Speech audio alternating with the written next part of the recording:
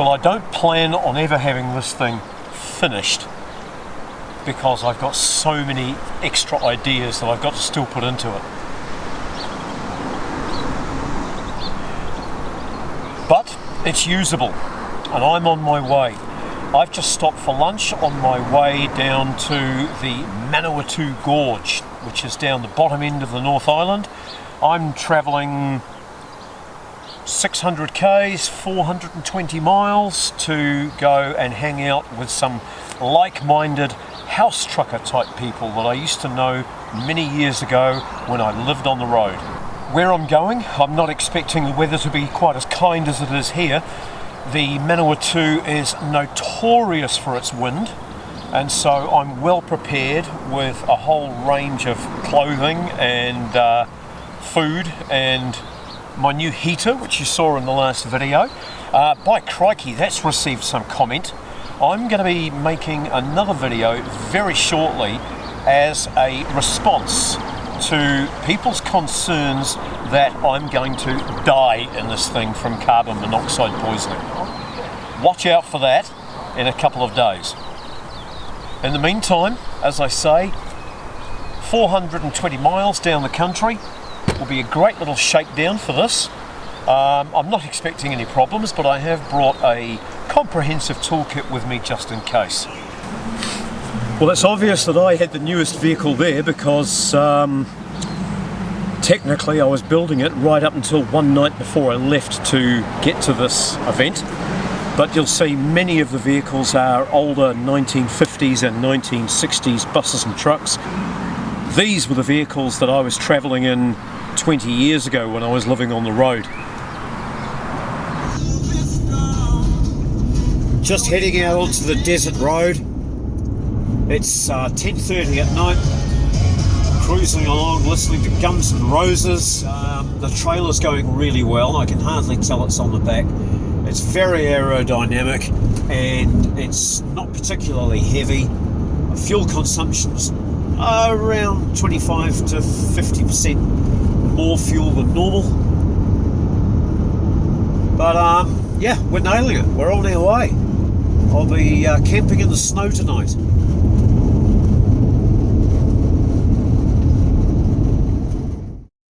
Well, it's almost midnight. I've turned off the desert road at the highest point and I'm heading down to a campsite that one of my house trucking buddies, Wayne Williams, has told me about. And it's here that I struck a bit of a problem. As I bumped my way along this very, very unserviced road, I noticed it deteriorating somewhat, and at the end I pulled down a long, narrow hill, got to the bottom, and the road was completely washed out. There was nowhere that I could turn round, so I couldn't see to reverse back probably 200 yards in the dark, up a hill, on a road that was been covered over by bushes, very hard to see. So I spent the night on a crazy angle and didn't even get to see the snow. Here's the washed out portion at the bottom of the road. There was no way I was going to get through that. It was a short, sharp channel. It was 2 feet deep and 2 feet wide, and after what I'd just come down and not knowing what was going to be found after this, I just wasn't prepared to cross it. So I buckled down and spent the night there.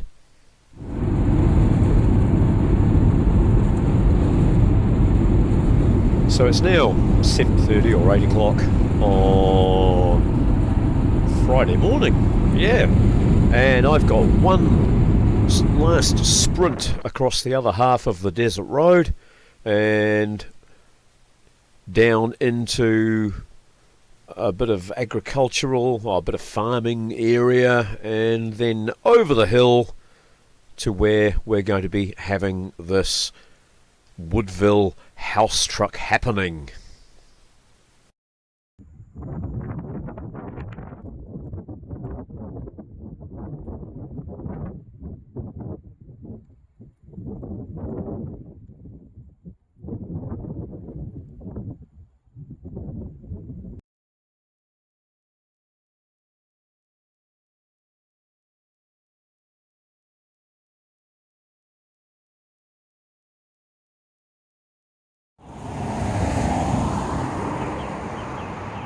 This little town is Mangaweka, and it has an international airport. On the left you'll see their plane coming into land, and that blue building was the arrivals terminal. There's a lot of towns in New Zealand that call themselves rural heartland, but for me, Hunterville takes the cake. We've got a cob cottage from the 1890s on the right, and on the left is a sign telling us that the schmozzle is on in a week or two. Hunterville's a wee little town that owes its existence to agriculture. Everything is agriculture related in this little town. It's also what they call the home of New Zealand's Hunterway sheepdog. I don't know quite how that works, but the Hunterway is New Zealand's iconic breed of sheepdog. As we come around this corner and arrive into town itself, one of the first things you'll see is a picture of one of these darlings. They're a short-haired, black and tan dog. Here we go. I'll pull over to the side of the road and you can have a look at one of these gorgeous hounds. They make great pets, but they are New Zealand's quintessential working dog. Now, as I just said, Hunterville is a town that's very proud of its farming heritage, sheep farming. Because of their altitude, there's not a lot else they can do, but the whole town revolves around sheep farming. Coming up in 2 weeks, they're having the Shepherd's Schmozzle, which is an event where dozens and dozens of shepherds and their best dogs pit their skills against each other in a whole range of novelty events in the main street. It's absolutely crazy, and it draws people from far and wide to come and visit it. It's held every year. The day is jam-packed with events. There's a list of 20 or 30 different events, and it's an absolute hoot and a holler.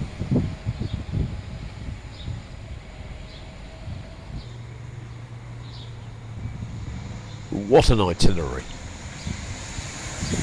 Oh, now a veterinary club is a way of passing on savings to the farmers by getting them to pay an annual fee up front rather than just paying for visits on an as-needed basis.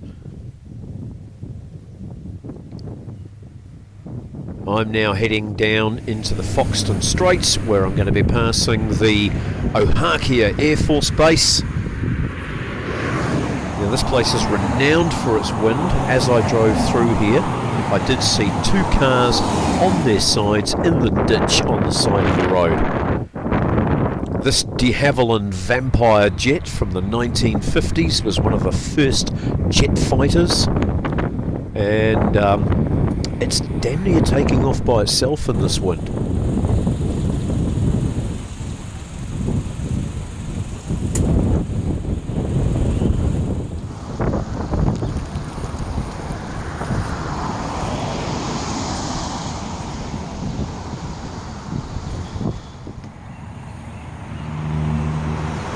Crikey, I didn't expect this!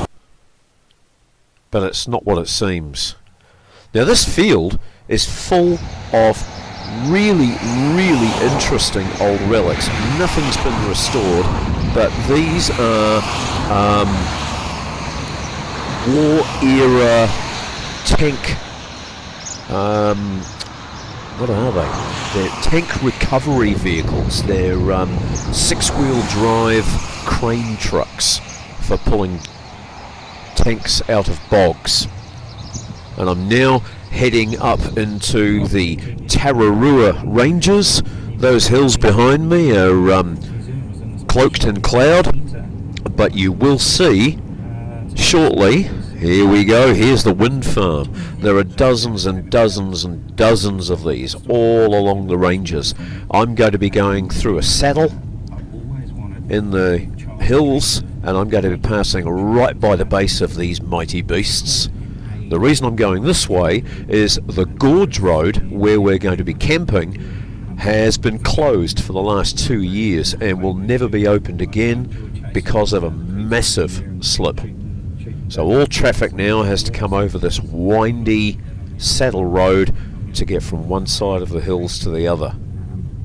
When I've crossed these hills, we just pop out the other side and nip into the gorge, and that's where we're camping for the weekend.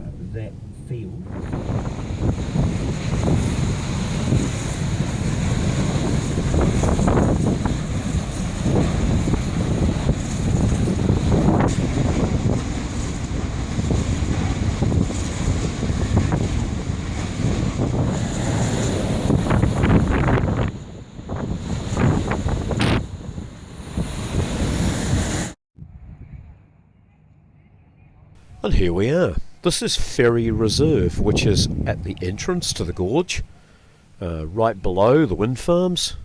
As I sweep around, just coming up, you'll see one of the wind turbines, I think just above. No, it's just out of shot. But there we are. I've arrived a day early, but already there are about 30 house trucks and house buses and home-built custom caravans that have arrived. This is an old 1956 or 57 AEC bus, which used to be on the city, the Auckland and Wellington suburban runs. Behind it is a slightly more modern house truck. Now this is a Maori meeting house replica which has been built just as a focal point so that people who are using the reserve have got a nice shelter and a meeting place to hang out. My first night, it's bitterly cold. I've got my little heater going inside with the door closed to warm the thing up, and we've all had a hearty meal, and shortly I'm off to bed.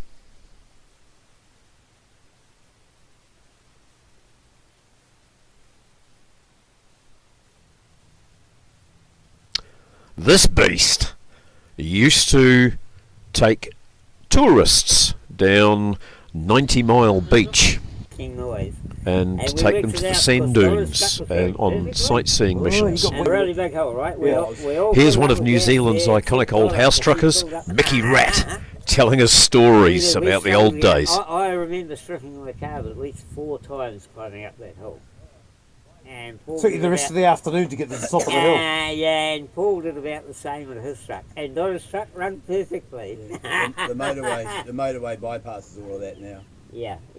Mickey's actually a neighbour of mine, so I do know him quite well. And it's good that he came down especially for this event. A hill. He's telling us a story about 3 of them travelling in convoy. 2 of them had bad fuel. Reckons he had to strip and clean his carburetor 6 or 7 times just to get to the top of that hill.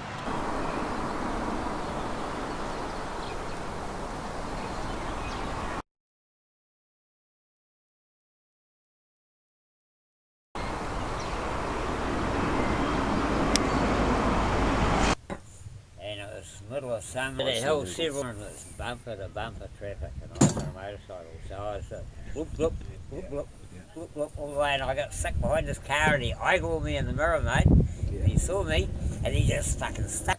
They really dry with the long grass. Yeah. He's got exactly the same photo. Yeah.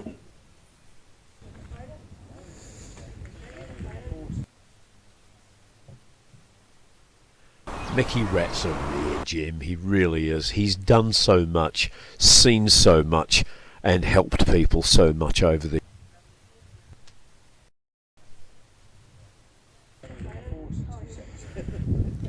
Here's an old beast that I remember myself. from about 30 years ago when I lived in Hawke's Bay. Murray Vella was We put it in high ratio. a trucking operator who used to run a fleet of these things as livestock trucks. This one's been beautifully restored by another here, Bedford, because New Zealand seems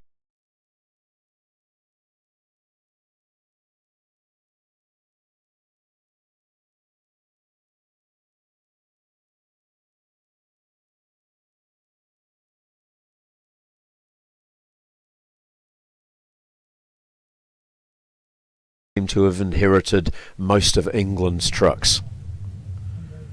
And that, my friends, was pretty much the end of my weekend. The weather was truly awful.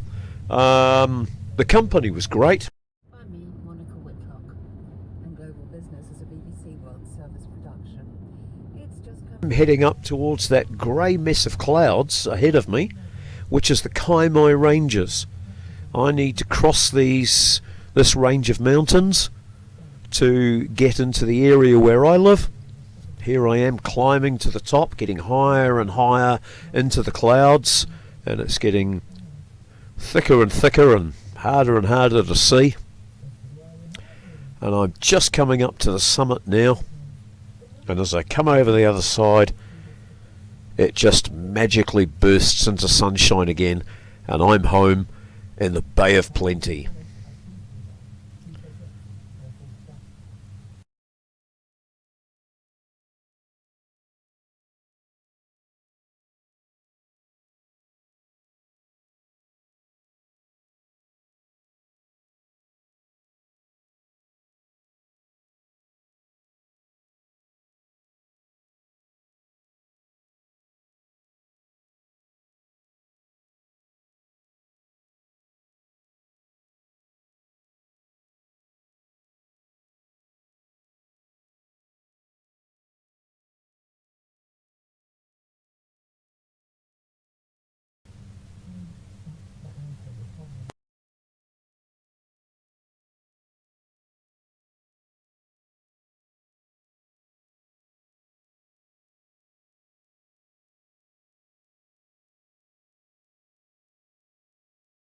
Three or four